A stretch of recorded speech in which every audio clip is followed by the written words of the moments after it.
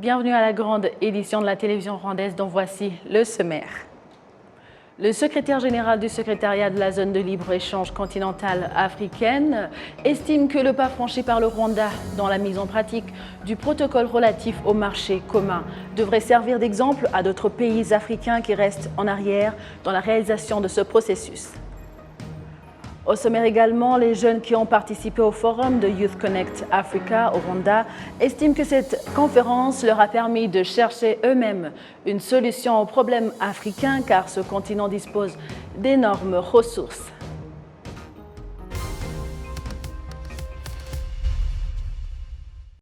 Bonjour et bienvenue à la grande édition de la télévision rwandaise.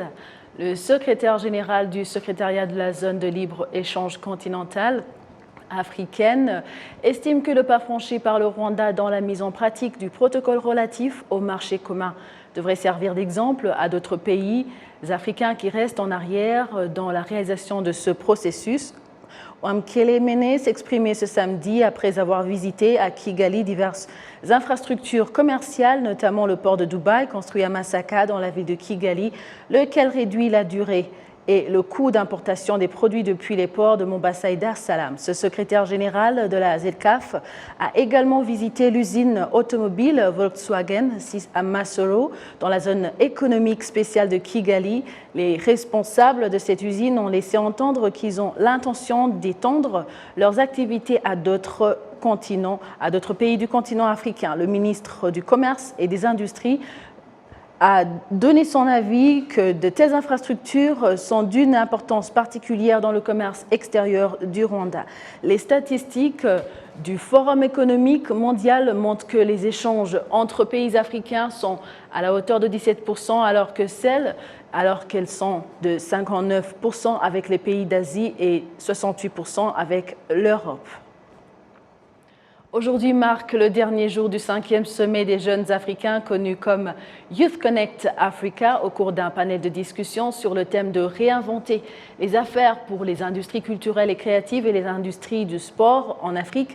Madame Pamela, chef de l'unité jeunesse, sport et citoyenneté de l'Organisation internationale de la francophonie avant de s'exprimer sur la décolonisation, apprécié les organisateurs de Youth Connect Africa qui ont permis que tous les jeunes puissent participer sans se sentir exclus. Elle parlait ici des anglophones, francophones et même les personnes en situation de handicap auditif.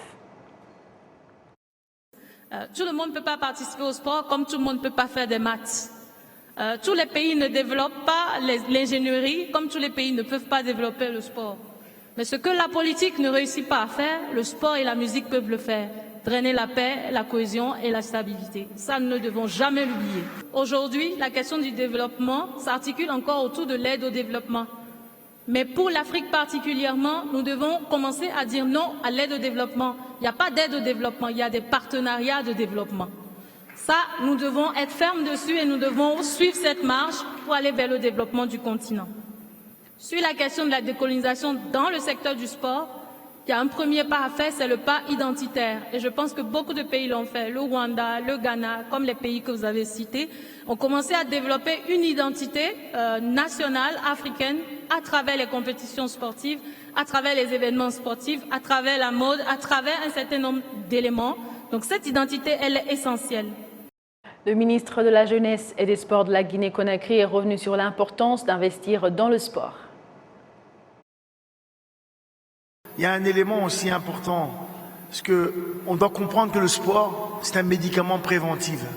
C'est un médicament préventif parce que le diabète, l'obésité, le stress aujourd'hui sur notre continent, c'est quelque chose qui est colossal et qui coûte énormément cher effectivement à l'économie en général au niveau de l'Afrique. Donc c'est un médicament qui est hyper préventif. Donc je pense que l'investir dedans est essentiel aussi par rapport à la santé. Quand j'avais faim, je pouvais pas monter sur le ring ni m'entraîner.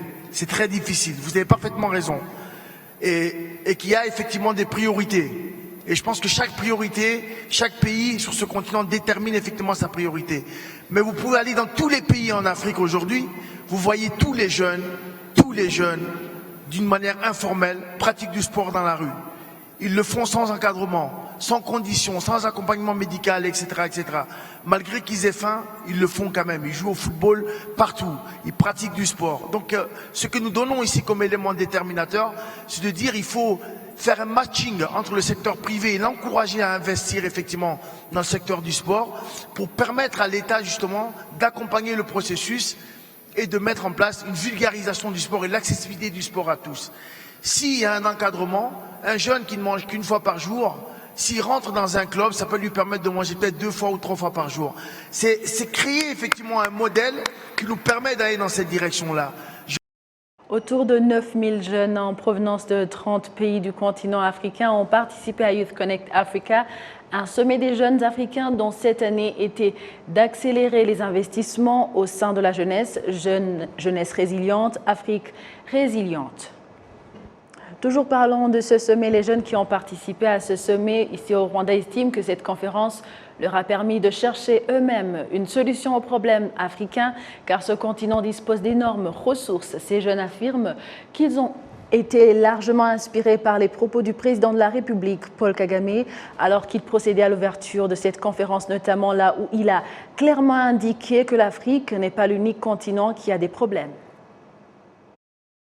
Alors pour cette troisième journée du Youth Connect Africa, je pense que ça a permis à la jeunesse africaine de pouvoir se rencontrer au cours de ces 3 jours. Et vu que c'est le dernier jour, ça nous permet de nous dire au revoir, mais ça nous laisse avec un message de se dire ok, quelque part en Afrique, j'ai des amis, quelque part en Afrique, il y a quelqu'un que je connais qui m'a déjà parlé d'une opportunité. Je peux demain décider d'aller à Kigali, je peux demain décider d'aller à Windhoek, en Namibie, je peux demain décider d'aller en Afrique du Sud. Je sais que je suis en Afrique et peu importe d'où je viens au niveau de mon pays, je sais que partout en Afrique je suis chez moi parce que je connais des gens partout maintenant. Je pense que ce que la jeunesse africaine peut prendre de ce Youth Connect Africa session 2022, c'est surtout la résilience, l'importance du réseautage et savoir que l'Afrique est un continent d'opportunités. Je pense que le président Kagame l'a signifié le premier jour, c'est que ce continent n'est pas un continent de problèmes. Il y a des problèmes partout et donc l'Afrique et sa jeunesse doivent prendre ses responsabilités pour qu'on puisse enfin faire vivre notre continent à la hauteur des ressources que Dieu nous a accordées. Je suis Emmanuela Toé du PNUD Burkina Faso. Je suis point focal jeunesse du PNUD Burkina Faso.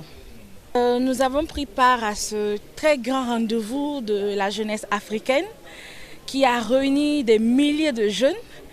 Et je pense qu'au sortir de ce grand sommet, toute la jeunesse africaine doit réellement s'investir pour le développement inclusif de l'Afrique.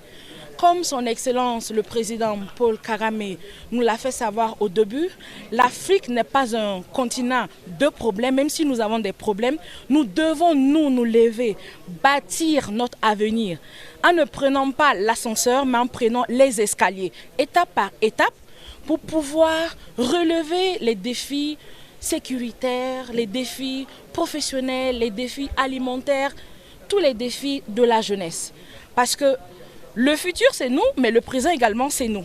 Donc, vive la jeunesse africaine, vive Youth Connect. Je vous remercie. En fait, moi, c'est Abakar. Je viens du Tchad. Voilà, je suis là ici depuis presque 2 semaines. Vous savez, je suis là ici dans le cadre du Youth Connect. Youth Connect, qui est une initiative fondamentale qui a pu regrouper tous les jeunes de par le monde. Nous sommes vraiment très contents. Je suis vraiment surpris pour les initiateurs qui ont fait des efforts considérables à la base d'une réflexion personnelle pour relever le défi au préalable. Alors, vous savez, nous demandons vraiment à tous les présidents africains de pouvoir faire des efforts pour encourager ces initiateurs qui se sont vraiment sacrifiés, qui se sont armés de courage et de la volonté pour la prospérité de l'Afrique. Nous sommes vraiment très contents et nous rendons vraiment toujours hommage. Et aussi, je suis vraiment très fier pour le président Paul Kagame. Aujourd'hui, Paul Kagame est devenu en quelque sorte une image pour le monde. Paul Kagame est devenu en quelque sorte un modèle, un président qui doit vraiment inspirer les autres présidents de par le monde. Vous savez, j'étais vraiment un coup d'œil partout ici à Kigali. Le Kigali aujourd'hui est devenu une destination de par le monde. Tout le monde veut venir visiter le Kigali. Vous savez, tout le monde de par le monde. Et cela est probablement dû au fait que le président s'est sacrifié. Et vous savez, nous rendons vraiment hommage au président de la République qui a vraiment fait des efforts, qui a bâti vraiment l'Afrique, spécialement le Rwanda. Vous savez aujourd'hui, grâce au président de la République, que le Rwanda se retrouve. Le Rwanda aujourd'hui est devenu en quelque sorte le cœur. Le Rwanda est devenu vraiment le noyau de toute l'humanité. Vous savez, je suis vraiment très content et je rends hommage au peuple rwandais. Le peuple rwandais est un peuple d'hospitalité, un très tolérant, qui fait la promotion de la paix, passe son temps vraiment à sourire. Et c'est grâce à eux que nous sommes vraiment là aujourd'hui. On ne cesse pas de pouvoir être à Kigali. Et nous demandons aussi à toute l'humanité, nous demandons, je lance un appel à tous les pays du monde, c'est-à-dire je lance un appel à toutes les régions du monde de pouvoir venir visiter le Rwanda. Le Rwanda exemplaire. Le Rwanda est un pays que vraiment je n'arrive même pas à faire sa description. Nous sommes vraiment très fiers. Merci infiniment pour cette hospitalité. Merci infiniment pour cet accueil chaleureux. Nous sommes vraiment très fiers et que Dieu vous bénisse. Vous savez, c'est le message que je dois vraiment lancer. Je demande à tous les présidents africains de pouvoir prier pour le président Paul Kagame. Vous savez, aujourd'hui, Paul Kagame, comme je viens de vous le dire, il est devenu vraiment un exemple.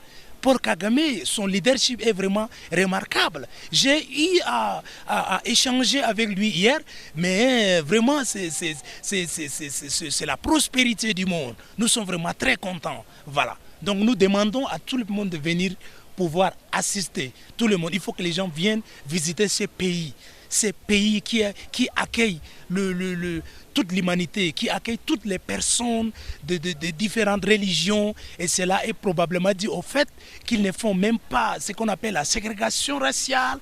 Le peuple rwandais te reçoit en toute objectivité sans toutefois savoir d'où tu viens. Et cela est une bénédiction. Vous savez, ce sommet, dans un premier temps, a pu réunir beaucoup de gens de par le monde. C'est un sommet qui a imaginé, un sommet qui a invité tous les pays du monde. Et là, c'est un grand avantage, c'est une grande opportunité pour toute la jeunesse du monde, pour tous les jeunes du monde de se retrouver ici, faire vraiment des connaissances, échanger des contacts bien sûr, et grâce à ces contacts, ils vont rentrer chez eux pour faire la part des choses et développer. Chacun va faire des efforts pour pouvoir développer son pays. Imaginez, il y a des Tchadiens qui sont là ici, nous avons des Gabonais qui sont là, nous avons des Zimbabwe, nous avons des Kenyans qui sont là, nous avons des gens qui sont venus même de l'Europe, nous avons des gens qui sont venus partout dans le monde. Et là, c'est une grande opportunité. Et cette opportunité mérite. Nous sommes vraiment très contents. On est vraiment très fiers. Donc c'est une hospitalité en quelque sorte. Merci infiniment et que Dieu bénisse le Rwanda. Depuis mardi 11 octobre, l'Union interparlementaire tient sa 145e Assemblée et les femmes parlementaires à travers le monde affirment que les forums des femmes dans les parlements aident les parlements à mettre en place la loi relative à l'égalité du genre alors que le Parlement a dans ses attributions premières le vote des lois permettant de lutter contre les inégalités. Nancy Umringawase. Lors du conférence du Forum de l'Union interparlementaire, les femmes parlementaires ont revu ensemble leurs réalisations en matière d'égalité du genre. C'est le cas de cette parlementaire djiboutienne. Nous avons pris beaucoup de choses, de l'expérience du pays de l'un à l'autre, et c'est qu'aujourd'hui nous avons créé cette caucus à notre assemblée en 2019, mais nous n'avons pas pu vraiment avancer sur là-dessus parce qu'après ça il y a eu le Covid-19 et toute chose a été empêchée.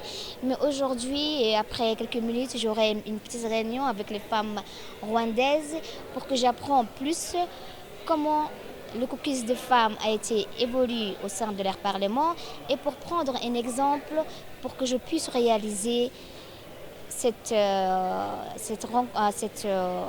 expérience et partager au sein de mon parlement. Zeina Hilal, chargée de la complémentarité homme-femme au sein de l'Union interparlementaire, insiste sur l'importance d'un forum comme celui-ci dans le renforcement du principe d'égalité du genre au sein même du Parlement. Ce panel se concentre sur la participation, la contribution des forums des femmes parlementaires pour avoir des parlements plus sensibles au genre. Alors, 2 mots sur qu'est-ce que des parlements plus sensibles au genre.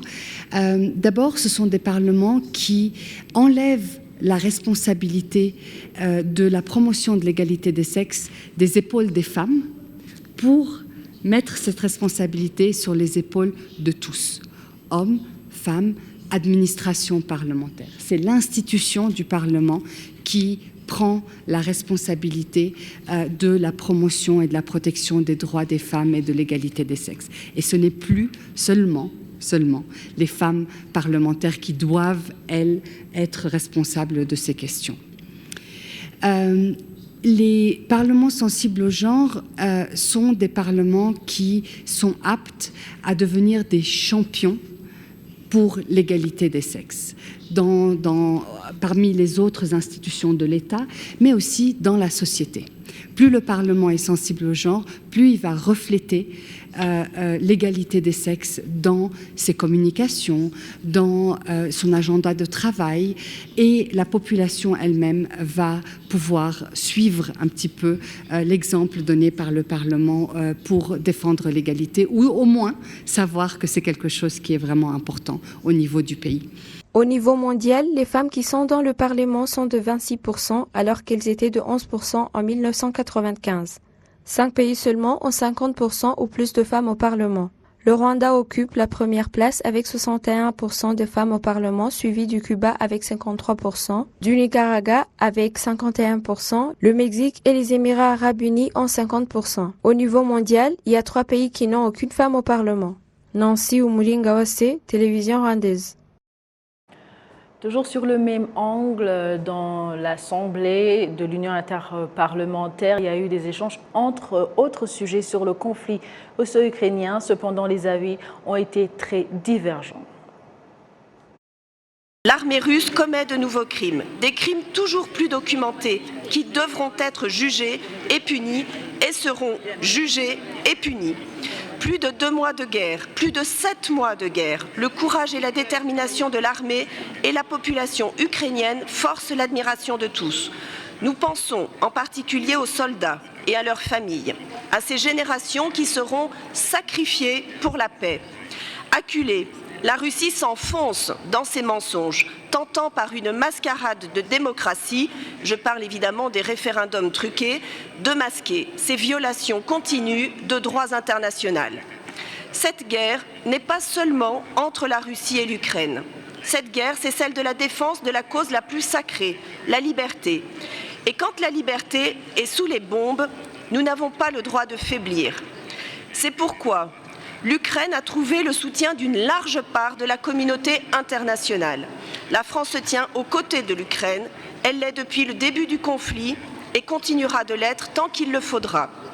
Hier soir, le président de la République, Emmanuel Macron, a annoncé une nouvelle accélération des livraisons d'armes, évoquant notamment les canons César, également de nouveaux systèmes de défense aérienne. Si la France est à vos côtés, aujourd'hui, chers collègues ukrainiens, elle le sera encore demain pour accompagner la reconstruction de votre pays. Le Rwanda a accueilli les anciennes gloires du football mondial qui sont venues dans le pays dans le cadre de préparatifs à la Coupe du Monde des vétérans prévue au Rwanda en 2024. Roger Mila, l'ancien international camerounais, qui s'est déclaré ravi d'être au Rwanda, ajoutant que le pays pourrait faire ses preuves également dans le football dans l'avenir. Sincèrement, on en avait besoin parce que moi j'ai visité le mémorial. Je suis sorti de là avec des larmes aux yeux. Et ça, c'est des choses qui ne devraient pas se passer dans notre continent. Donc je veux dire merci à toutes les Rwandaises et tous les Rwandais de se tenir la main dans la main, pour faire en sorte que le Rwanda, c'est que le Rwanda est aujourd'hui. Je voudrais vraiment dire merci à eux tous. Je n'ai pas eu la chance de pouvoir rencontrer le Rwanda sur le terrain de football. Parce qu'à cette époque, à notre époque, à nous, parce que vous dites que ce sont des époques, hein, notre époque, à nous, le Rwanda n'était pas encore bien en place déjà pour le football et surtout pour rencontrer une équipe comme le Cameroun avec le Koundé, Mila et ainsi de suite. Donc aujourd'hui, moi je suis fier, je suis très content de voir que le Rwanda a atteint un autre niveau et que demain, on ne sait jamais, le football il est ce qu'il est. Quand vous voyez que des pays comme le Bénin, le Burkina Faso, tout arrive déjà en quart de finale, en demi-finale. Donc il faut y croire pour l'avenir du Rwanda dans le football. Le président de la Fédération internationale de football vétéran, Fred Siwe, a indiqué que la tenue d'un tel événement au Rwanda réserve beaucoup d'intérêt au pays, en particulier pour le monde du sport. Je pense qu'au travers des légendes, nous pouvons mieux passer des messages à la jeunesse, aux femmes, aux jeunes, à la société. Donc ce qui va se passer, c'est qu'après ce qui s'est passé, a commencé aujourd'hui, nous allons continuer au Qatar avant la finale de la Coupe du Monde, où nous aurons un événement de présentation internationale. Mais nous allons revenir au Rwanda pendant pratiquement 2 ans, où nous allons organiser plusieurs événements de sensibilisation. Parce qu'il faudrait que les Rwandais s'approprient du projet. Il faudrait que les Rwandais comprennent de quoi il est question et qu'ensemble, les projets pour lesquels nous déciderons de nous investir, parce qu'à la fin, nous allons laisser un héritage, nous allons laisser des projets sur lesquels on pourrait dire que les légendes étaient au Rwanda pour le premier championnat du monde vétéran. Les recherches sur l'évaluation de la gestion montrent que la qualité de rendre service a diminué de 4,1%. Je vous propose de suivre notre consoeur Nancy Moulinga-Wassé pour les détails. La population ne ment pas à propos de fournissement de services. Ils apprécient où ça se passe bien, mais là où il y a mauvais service, demandent qu'il y a du changement. Les 9e recherches de l'évaluation de la gestion montrent que le pilier de la sécurité est de la première place avec 95,5%, le respect de loi avec 90,7%, qui a augmenté de 3,7%. Les droits dans la politique sont à 87%, qui a augmenté 4%, travailler dans la transparence sont à 87%, et la gestion avec soutien de la population sont à 87,1%, qui a aussi augmenté de 3%. De l'autre côté, la qualité du fournissement de services a diminué de 4,1% parce que les recherches précédentes, ce pilier était sur 81,1% et maintenant est à 77,8%. Dr Oustaka Itessi dit que ce temps-ci, la stratégie de faire la recherche a changé et ça aide à savoir plus. Plus les citoyens voient les stratégies de travail de leur exécutif du secteur, ont adopté ça comme rendre service. Ça a permis de découvrir autre chose, mais ils peuvent pas tous ne pas bien travailler. Par exemple, le chargé de construction, ils ont montré qu'ils ne rendent pas service comme il le faut. Il est possible parce que ça demande pas beaucoup d'argent pour rendre service. Là où il n'y a pas encore les infrastructures pour que le service soit impeccable, mais il y a beaucoup d'endroits où il y a des infrastructures visibles. Qu'est-ce qui doit changer? Le comportement des employés, et où on le souhaite, c'est possible.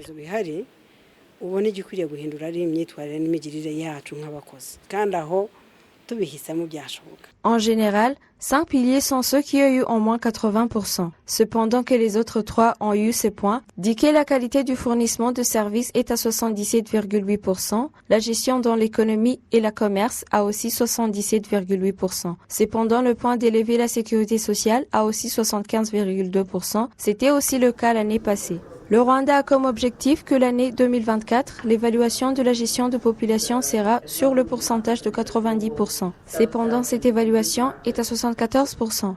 Nancy Moulinga-Wassé, télévision rwandaise.